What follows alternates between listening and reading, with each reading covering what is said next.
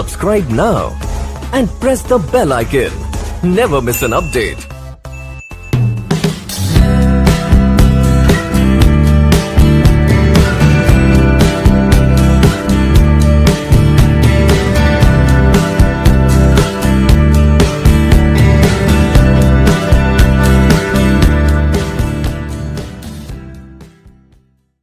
Hello friends, मैं Amit sir. मैं आज न्यू चैप्टर स्टार्ट करने जा रहा हूँ। मेरे चैप्टर का नाम है पी ब्लॉक एलिमेंट और ये लास्ट चैप्टर है। और आज मेरा फर्स्ट चैप्टर जो है समाप्त हो जाएगा इस पार्ट के बाद, ठीक है ना। तो मैं सभी भाइयों से कहना चाहूँगा कि मेरे चैनल को लाइक सब्सक्राइब कर लीजिए। और आज मैं काफ़ी इम्पोर्टेंट चीज़ पढ़ाने वाला हूँ आपको, अमोनिया की हैबर विधि, जो कि आपके एग्जाम में काफी हद तक आता है ये, ठीक है ना। अभी आप समझिए कि ये चैप्टर अगर मैं चला रहा हूँ तो इसमें एक से एक इम्पोर्टेंट टॉपिक आपको पढ़ने को मिलेंगे, जो कि यहाँ से आना ही आना, यहाँ से लॉन्ग क्वेश्चन बनता है, इस चैप्टर से लॉन्ग क्वेश्चन बनेगा, ठीक है। तो आप मेरे चैप्टर को लाइक सब्सक्राइब करें। बाकी हम आप जो है आप यहाँ देखिए बोर्ड में बस, ठीक है। तो यहाँ देखिए आपके सामने फिगर बनाया हुआ हूँ और ये अमोनिया बनाने की हैबर विधि। अमोनिया हैबर विधि द्वारा कैसे बनाई जाती है, पहले हैबर विधि जान लिए होता क्या है। हैबर एक साइंटिस्ट है, वैज्ञानिक थे, उन्होंने अपने नाम पर एक विधि बनाया हुआ है, ठीक है ना। जैसे हम लोग बात करें थोड़ी देर के लिए आइसक्रीम वाली फैक्ट्री के, आइसक्रीम वाली फैक्ट्री की बात करें तो वहाँ जिसने देखा होगा तो जानता होगा कि आइसक्रीम कैसे बनाई जाती है, क्यों, क्योंकि आप देख चुके हैं। इसी प्रकार एक हैबर विधि होती है बड़ी बड़ी कंपनियों में, तो वहां जाएंगे तो कुछ इस प्रकार से टैंक लगा करके जो है विधवत अमोनिया बनाई जाती है, ठीक है ना। तो एक ये विधि है एक प्रकार की, और उसमें व्यवस्था क्या होती है। अगर मैं आपको इस पूरी विधि के पास ले जाऊं तब आप मान जाएंगे कि हाँ ये विधि होती है। अभी आप ऐसे विधि को नहीं मानेंगे, क्योंकि आप देखे नहीं है कि अमोनिया कोई हैबर विधि होती है। यदि आपको वहां पेश कर दिया जाए ले जा करके इस विधि के पास, तो आप देख लेंगे हाँ यार इसमें सबसे पहले नाइट्रोजन और हाइड्रोजन गैस डालते हैं और लास्ट में जाकर के अमोनिया गैस बन जाती है, तब आप ऐसा ही बोलेंगे, ठीक। तो देखिए हम लोग कैसे इसको जो है प्रोसेस है इसका मतलब बनाने का। तो देखिए आप सबसे पहले कंपनी में जाइए तो वहाँ यहाँ पे दो जो है सांचे बने होंगे, एक नाइट्रोजन और एक हाइड्रोजन को डालने के लिए। अब नाइट्रोजन हाइड्रोजन तो आप डाल लेंगे, अब उसको एक हैंडल जो है आपको मिलेगी घुमाने के लिए, तब आप उसको हैंडल को घुमा दीजिए कि नाइट्रोजन और हाइड्रोजन गैस दोनों साथ में ऊपर उठेंगी, ठीक है ना। ये जो हैंडल यहाँ लगी है इसको बोलते हैं संपीडक, इस हैंडल को बोलते हैं संपीडक। तो इसको आप उठा करके जो है नचा करके नाइट्रोजन और हाइड्रोजन को ले जाइए। कहाँ ले जाइए, शुष्कन और शोधन कक्ष। शुष्कन और शोधन कक्ष क्या, देखिए जब शुरू नाइट्रोजन और हाइड्रोजन गैस लेते हैं तो वह शुद्ध होती है। तो शुष्कन और शोधन कक्ष में क्या होता है कि उसमें ये नाइट्रोजन और हाइड्रोजन उसमें जाता है तो उसमें अशुद्धियां दूर हो जाती है और ये हमारा जो नाइट्रोजन और हाइड्रोजन है वो शुद्ध हो जाता है, ठीक है ना। अब यहाँ से देखिए नाइट्रोजन और हाइड्रोजन गैस शुद्ध हो गया।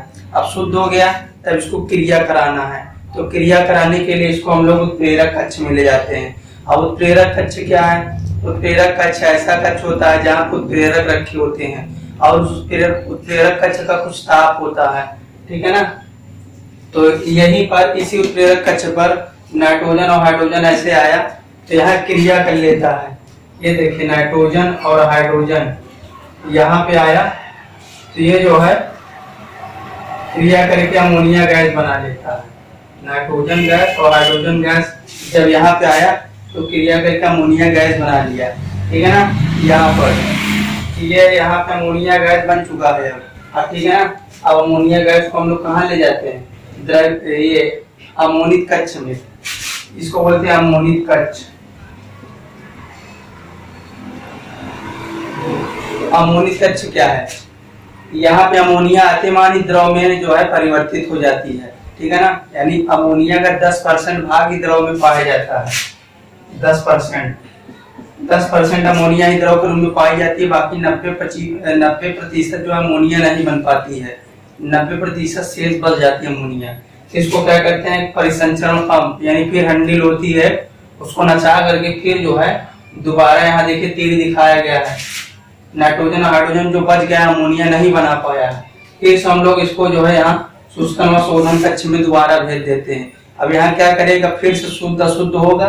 इस प्रकार से यह क्रिया चलती रहती है 2-3 चरण, और पूरी चरण प्रक्रिया मतलब कंप्लीट होने के बाद और फिर से हमें जो है अमोनिया प्राप्त हो जाती है। इस विधि को हम लोग बोलते हैं अमोनिया की हैबर विधि। आप इसको देख सकते हैं, बड़ी बड़ी कंपनियां अमोनिया इसी विधि द्वारा बनाती हैं, ठीक है ना। ये काफी इंपॉर्टेंट होता है हमारे लिए। तो आशा करता हूँ आपको समझ आया होगा अमोनिया बनाने की हैबर विधि, ठीक है। तो यहाँ पे चार्ट आप दिखा सकते हैं, मॉलिब्डेनम या आयरन उत्प्रेरक दिखा सकते हैं, 500 डिग्री सेल्सियस ताप और 200 वायुमंडल दाब, इतना काम आया यहाँ पर दिखा सकते हैं, ठीक है। बाकी अभी हम आपको बताएंगे। फ्रेंड्स, हम लोग पढ़ने वाले हैं अगली हेडिंग भौतिक गुण। अमोनिया के भौतिक गुण होते हैं। अभी भौतिक गुण आता कहाँ से है, देखिए जब आप प्रयोगशाला में जाएंगे तो आपको जो है प्रैक्टिकल करने को दे दिया जाएगा। तो पहला काम आपको यही दे दिया जाएगा कि आप इसका सुगंध लीजिए, बताइए कैसा है, ठीक है। तो आप बता सकते हैं। तो जब आप सुगंध लेंगे तो आप यहाँ से बता सकते हैं कि यह रंगीन तीक्ष्ण सुगंध युक्त है, ऐसे बता सकते हैं। दूसरा आप यह बता सकते हैं कि यह जल में पूर्ण विलेय है। आप इसे जल में घोल के देख सकते हैं कि विलेय है कि नहीं, यानी घुल जाता है कि नहीं, आप ये बता सकते हैं।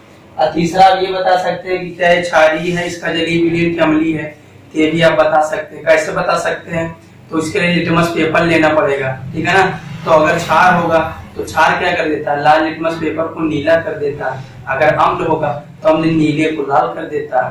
तो ये इसका जो है प्रोसेस है पकड़ने का, ठीक। और चौथा, यह वायु से हल्की गैस होती है। आप जो है एक डिब्बे में वायु इकट्ठा कर लीजिए और एक डिब्बे में इसको ले लीजिए। आप दोनों को मेजर कर लीजिए, कौन भारी है कौन मतलब नहीं भारी है। इस प्रकार से आप कर सकते हैं।